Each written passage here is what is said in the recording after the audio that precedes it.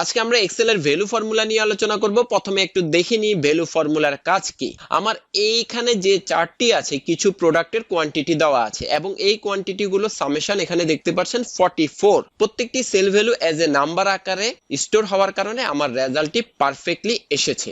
এখন আমি যদি এই 11 কে এজ এ টেক্সট আকারে স্টোর করি সিঙ্গেল কোটেশন দেওয়ার মাধ্যমে, দেন এই 44 থেকে 11 কমে যাবে, আমার রেজাল্টটি হবে 33।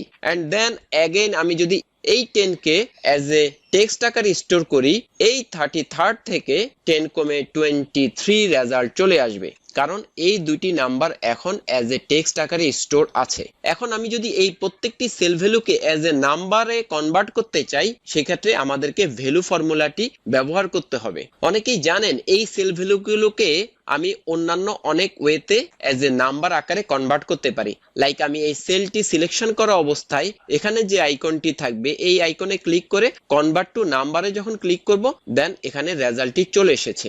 অথবা আমি কন্ট্রোল জেড দিয়ে আগের জায়গায় চলে যাই, অথবা আমি ডাটা ট্যাব থেকে text to column, then next next finish, আমি এভাবেও কাজটি করে নাম্বারে কনভার্ট করতে পারি। আমি কন্ট্রোল জেড দিয়ে আগের জায়গায় চলে যাই। কিন্তু প্রবলেম হচ্ছে এই দুটি ওয়ে থাকার পরেও আমাদের অনেক সময় ভ্যালু ফর্মুলাটি ব্যবহার করতে হয়। যেমন ধরেন আমার এখানে এই প্রোডাক্টগুলো যেভাবে আছে এভাবে যদি না থেকে এভাবে যদি থাকতো, দেন আমি যে কোয়ান্টিটি গুলো সামনে লেখা আছে এই কোয়ান্টিটি গুলোকে এক্সট্রাক্ট করে নিয়ে আসলাম। আমি এখানে ফর্মুলাটি কিভাবে লিখছি এখন এটি বোঝার দরকার নেই, জাস্ট আমি ফর্মুলাটি লিখছি নাম্বারগুলোকে নিয়ে আসার জন্য লেফট ফর্মুলার মাধ্যমে। সো আমি এই ফর্মুলা নিয়ে অন্য আরেকদিন আলোচনা করব, জাস্ট আমি আজকে দেখাচ্ছি আমি কিভাবে এই নাম্বারগুলোকে নিয়ে আসছি। দেন এই সেলটি bracket close -1 1 bracket close. So দেখতে পাচ্ছেন আমার এই নাম্বারটি চলে এসেছে। এখন আমি যখন ড্র্যাগ করে নিয়ে আসব, দেখতে পাচ্ছেন খুব সুন্দরভাবে প্রত্যেকটি নাম্বার চলে এসেছে, বাট এখানে কোনো রেজাল্ট আসেনি। এর কারণ হচ্ছে লেফট ফর্মুলার মাধ্যমে আমরা যখন কোনো নাম্বার এক্সট্রাক্ট করব আমাদের কোনো রেজাল্ট আসবে না, কারণ লেফট রাইট মিড এই ফর্মুলাগুলো শুধুমাত্র আমাদেরকে টেক্সট রেজাল্ট দিবে। এটি নাম্বার হোক অথবা টেক্সট হোক, অলওয়েজ টেক্সট রেজাল্ট দিবে। সো এই সব ক্ষেত্রে আমাদেরকে ভ্যালু ফর্মুলাটি ইউজ করে এই সেল ভ্যালুগুলোকে নাম্বারে কনভার্ট করতে হবে। এছাড়াও আমাদের ভি লুকআপ ফর্মুলার সময় আমাদের যদি লুকআপ ভ্যালুটি যদি টেক্সট ফরম্যাটে থাকে এবং লুকআপ অ্যারে যদি নাম্বার ফরম্যাটে থাকে, দেন লুকআপ ভ্যালু যে সেলটি থাকে ওই সেলটিকে আমাদের ভ্যালুতে কনভার্ট করতে হবে। এছাড়াও ট্রিম ক্লিন এই ফাংশনগুলোর মাধ্যমে আমরা যে সেল ভ্যালুগুলো পাবো এই সেল ভ্যালুগুলো অ্যাজ এ টেক্সট আকারে থাকে। যখন ভিডিওর মূল অংশে চলে যাব আমি এই বিষয়গুলো নিয়ে বিস্তারিত আলোচনা করব। আজকে আমরা দেখব কিভাবে এই ভ্যালু ফর্মুলাটি লিখতে হয়। আমি মহসিন আপনাদেরকে এমএমবি ক্যাম্পাসের এক্সেল ফর্মুলার এই প্লেলিস্টে স্বাগত জানাচ্ছি। স্ক্রিনে দেখতে পাচ্ছেন এই প্লেলিস্টে আমরা কোন কোন ফর্মুলা নিয়ে আলোচনা করেছি। এছাড়াও এই প্লেলিস্টে আপনি পাবেন কন্ডিশনাল ফরম্যাটিং, পিভট, পাওয়ার pivot, array formula, nested formula, ডেক্স ফর্মুলা, পাওয়ার কোয়েরি ছাড়াও অন্যান্য অনেক টিপস এন্ড ট্রিক্স। সো নতুন নতুন কোনো ভিডিও যদি মিস না করতে চান এখন এই চ্যানেলটি সাবস্ক্রাইব করুন এবং বেল আইকনে ক্লিক করুন ভিডিওর নোটিফিকেশন পাওয়ার জন্য। সো চলুন শুরু করি। এই শীটে C3 সেলের মধ্যে ভ্যালু ফর্মুলাটি এখন আমি লিখব। C3 সেলটি সিলেক্ট করে ইকুয়াল সাইন দিয়ে VAL এখানে লেখার সাথে সাথে যে ড্রপ ডাউন আসবে এখান থেকে ভ্যালু ফর্মুলার মধ্যে মাউসের লেফট বাটন দিয়ে ডাবল ক্লিক করলাম, ফার্স্ট ব্র্যাকেট চলে আসলো। সো দেখতে পাচ্ছেন এখানে শুধুমাত্র সিনট্যাক্স হচ্ছে একটি, সেটি হচ্ছে টেক্সট। কোন টেক্সটটিকে আমি নাম্বারে কনভার্ট করব, এখানে 11 এই সেল ভ্যালুকে আমরা নাম্বারে কনভার্ট করব। সো B3 সেলটি সিলেক্ট করে ব্র্যাকেট ক্লোজ করে এন্টার দিয়ে দিলাম এন্ড দেন আমি ফর্মুলাটিকে ড্র্যাগ করলাম। এখন আমি এই সেলের মধ্যে C9 সেলের মধ্যে সামেশন করব যেন আমি কম্পেয়ার করতে পারি এই নাম্বারগুলোর যোগফল 23, এই নাম্বারগুলোর যোগফল কত। সো C9 সেলটি সিলেক্ট করে অল্টার প্লাস দেন এন্টার।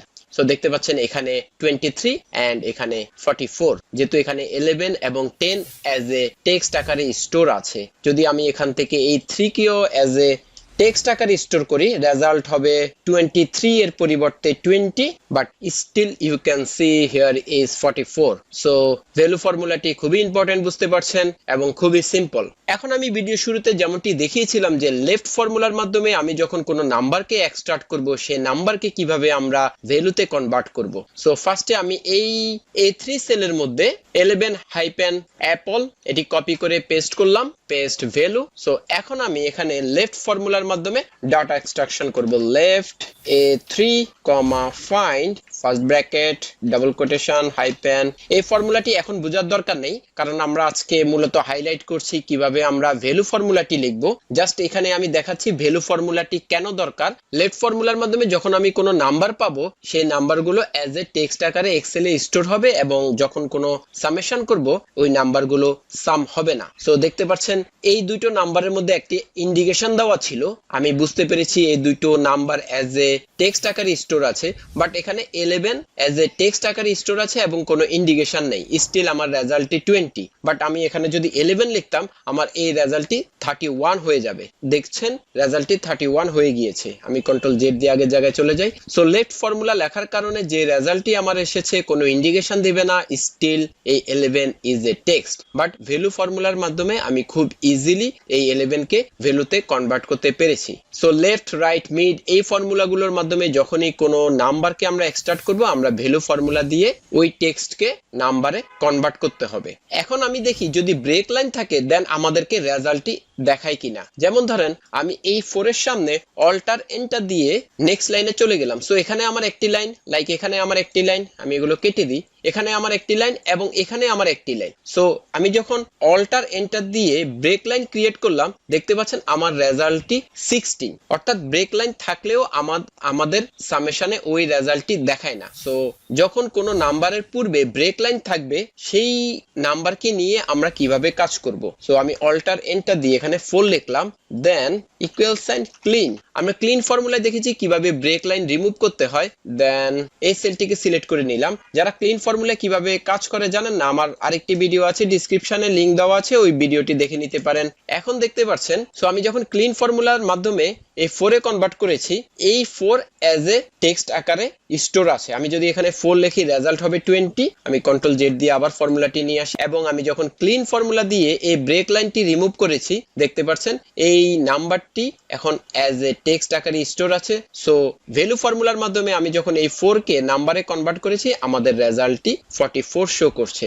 অর্থাৎ লেফট রাইট মিড ক্লিন এই ফর্মুলাগুলোর মাধ্যমে যে রেজাল্ট আমরা পাবো, ভ্যালু ফর্মুলার মাধ্যমে আমরা খুব ইজিলি নাম্বারে কনভার্ট করতে পারবো। তাছাড়াও ভিলুকআপ ফর্মুলার মধ্যে যখন আমাদের লুকআপ ভ্যালুটি অ্যাজ এ টেক্সট আকারে থাকবে, খুব ইজিলি এই ভ্যালু ফর্মুলার মাধ্যমে আমরা টেক্সটকে নাম্বারে কনভার্ট করতে পারবো। আজকে আমরা ভ্যালু ফর্মুলার এই অংশটি নিয়ে আলোচনা করব না, যেহেতু ভিডিওটি বড় হয়ে যাবে। যখন ভিলুকআপের ভিডিও সিরিজে আমি এই বিষয়টি নিয়ে আলোচনা করব।